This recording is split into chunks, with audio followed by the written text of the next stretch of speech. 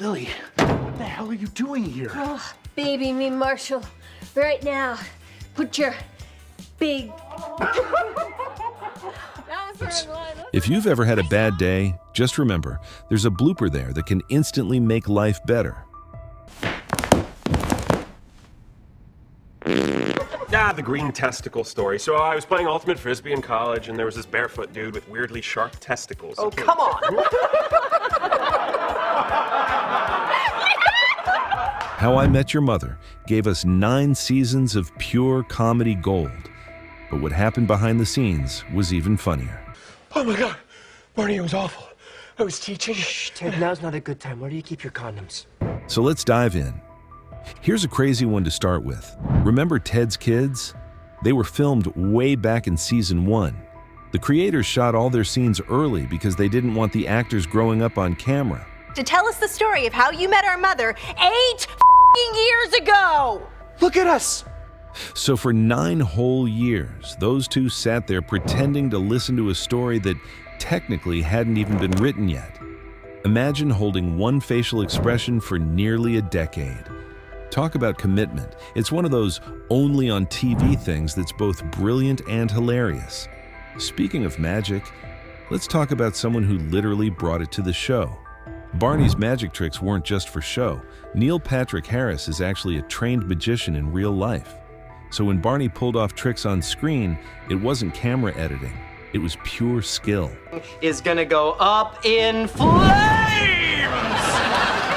Oh, damn. He even brought his own props and sometimes improvised the tricks just to mess with the crew. The best part, the reactions you saw from the cast were usually real because they had no clue what he was going to do next. That's real-life magic right there. But the fun didn't stop with Neil. Turns out love was also part of the cast, literally. Ever notice some familiar faces pop up across episodes? That's because 3 of the main actors' real-life partners had recurring roles. No, not really. We just chit-chatted and I borrowed her lipstick. Neil Patrick Harris's husband played Scooter, Allison Hannigan's husband was Sandy Rivers, and Kobe Smolder's husband showed up as Gary Blahman. Talk about keeping it in the family. It made filming even more fun since they were acting alongside their real-life partners. Imagine bringing your spouse to work and pretending not to know them. Pure comedy chaos. And if you think that's cute, wait till you hear where the characters really came from. The creators didn't just pull Ted, Marshall, and Lily out of thin air. They based them on themselves. Ted is inspired by Carter Bays, while Marshall and Lily were modeled after Craig Thomas and his wife. I mean, if you're not scared, you're not taking a chance. And if you're not taking a chance, then what the hell are you doing? Right? So yeah, the show was basically their friend group turned into TV gold. That explains why the chemistry felt so real and the jokes so relatable. You were pretty much watching their real-life friendship play out, just with a lot more suits and slap bets. And speaking of suits, let's talk about the man who refused to take his off. Barney Stinson loved his suits like a religion, but did you know he appeared without one in only 18 episodes? That's out of 208. The crew even joked that he probably slept in them. Delivery guy in a jacket and tie, that puppy in a double breast, that 80. Neil Patrick Harris made sure Barney's wardrobe was always perfect, and when he finally ditched the suit, fans freaked out. It became a running joke on set, how long before Barney suits up again? Spoiler, not long at all. But one prop outshines even Barney's wardrobe, the legendary blue French horn.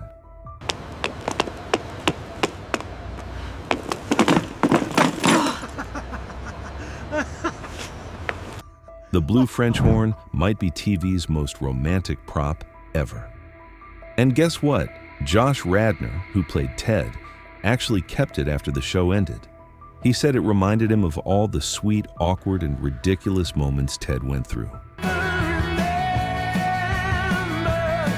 Fans still call it the ultimate symbol of love and obsession.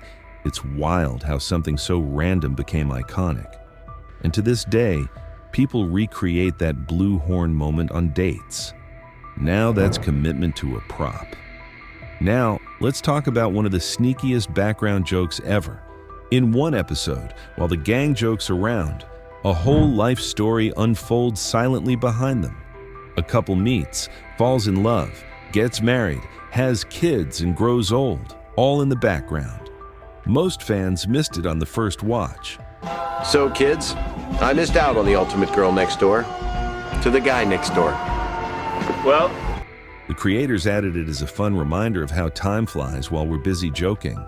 It's such a clever gag, and once you spot it, you can't unsee it. That's the genius of this show. It rewards your attention, but if there's one mystery fans still talk about, it's the pineapple. Ah yes, the pineapple. what's with the pineapple? Oh, it's an old sea captain's tradition to put a pineapple on your porch as a symbol of hospitality. I keep one here and one outside my townhouse in the city. Ted wakes up with a hangover and a pineapple beside his bed, and nobody knows why. It became one of the show's biggest mysteries. Years later, a deleted scene revealed the answer. He stole it from a captain's porch while drunk. The crew thought it was funnier to keep it unsolved. The best part? Even the cast joked about it between takes, trying to guess its meaning. The pineapple became the show's ultimate running inside joke. And while the show loved surprises, one thing fans got wrong was improvisation. Even though the humor felt natural, the show was actually very scripted. Almost every joke, pause, and punchline was written down. Josh Radnor even confirmed it, saying people were shocked when they found out. The writers were just that good. But that didn't stop the cast from goofing off between takes, cracking up mid-scene, or forgetting lines because they were laughing too hard. Calling. Robin. Oh, bad idea, Jeans. No, it's a great idea. That's the whole point of getting drunk. You do things you'd never do in a million years if you were sober. So yes, the jokes were planned, but the laughter, 100% real. Now, from laughter to tears, there was one scene we never got to see. Fans might not know this, but there was a longer emotional funeral scene for the mother in the finale. It was cut out because of pacing. The crew said it was heartbreaking, but slowed down the ending. Even though we didn't see it, cast members admitted it was one of the toughest days on set. Between tears, hugs, and sniffles, they somehow still found moments to laugh at the chaos of filming such a heavy scene. But let's lighten the mood with something fun, the creators sneaking into the show. In the Season 1 episode, Milk, two paramedics show up, and they're actually the show's creators, Carter Bays and Craig Thomas. They loved dropping little Easter eggs like that. What? Give him. Yeah, come on, guys, you're embarrassing me. What are you? Come on. It became a thing the crew looked forward to, spotting them in random scenes. It's proof of how much fun they had making the show. It wasn't just work. It was their playground for inside jokes and cameos. And speaking of the creators, they weren't just behind the camera, they were also behind the music. That catchy theme song you hum every time? It's called Hey Beautiful, and it's by a band called The Solids, made up of the show's creators.